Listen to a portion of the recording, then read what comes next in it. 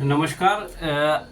आज जो है हम आपको उन लॉ स्टूडेंट्स को होने वाली समस्याओं के बारे में जानेंगे और हमारे साथ हैं वरिष्ठ अधिवक्ता श्री विवेक नंदवाना जी।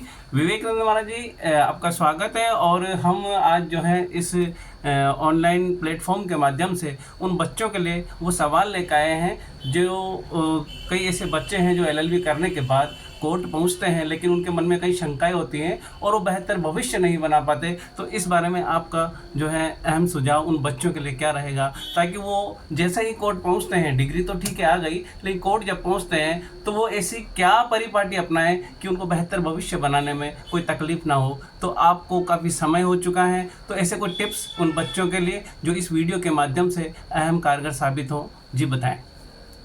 नमस्कार, मेरा नाम विवेक नंदवाना एडवोकेट है। मैं कोटा राजस्थान में प्रैक्टिस करता हूं और करीब 30 साल मुझे होने को आए हैं।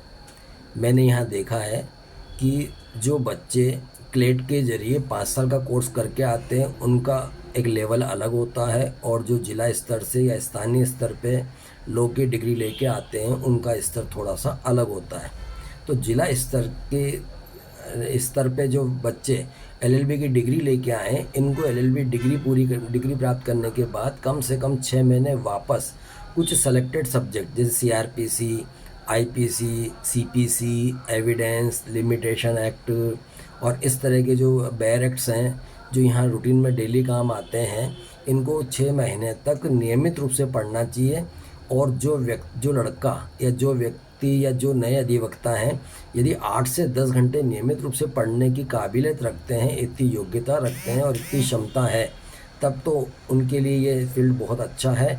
और यदि कोई नया वकील या नया सीखने वाला व्यक्ति 8 से 10 घंटे पढ़ नहीं सकता है, तो फिर थोड़ी उसको तकलीफ ज़्यादा आएगी।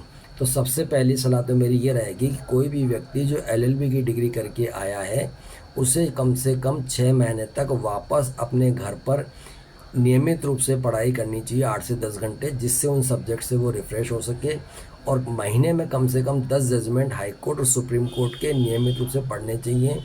इससे उसकी भाषा पे भी कमांड होगा।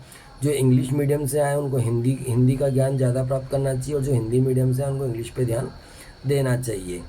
डेली जजमेंट पढ़ने से तर्क शक्ति बढ़ती है, और कोर्ट ने किस आधार पे क्या फ़ैसला दिया है वो कोर्ट उसमें जाके मेंशन करती है।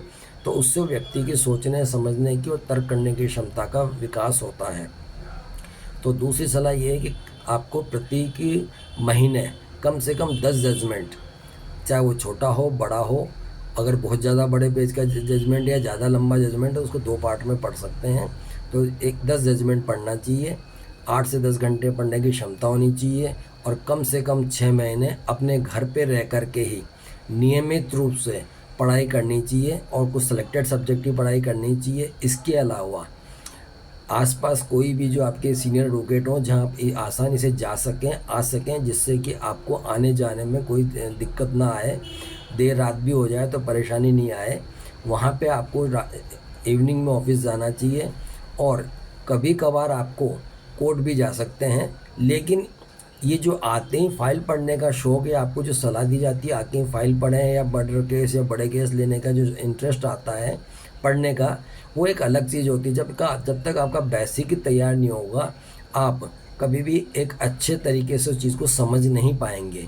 क्योंकि फिर एक ऐसे लगता है कि 2 व्यक्ति बात करें या 2 व्यक्ति चर्चा करें और आप उसे ध्यान से सुन रहे हैं या उनके हाव भाव देख रहे हैं, लेकिन वो कौन से सेक्शन में क्या लिखा हुआ है और उसका अपने किताब से फाइल से क्या लेना देना है, ये तभी समझ में आएगा जब आप तथ्यों को कानून के हिसाब से और कानून को तथ्य के हिसाब से पेश करना सीख जाएंगे।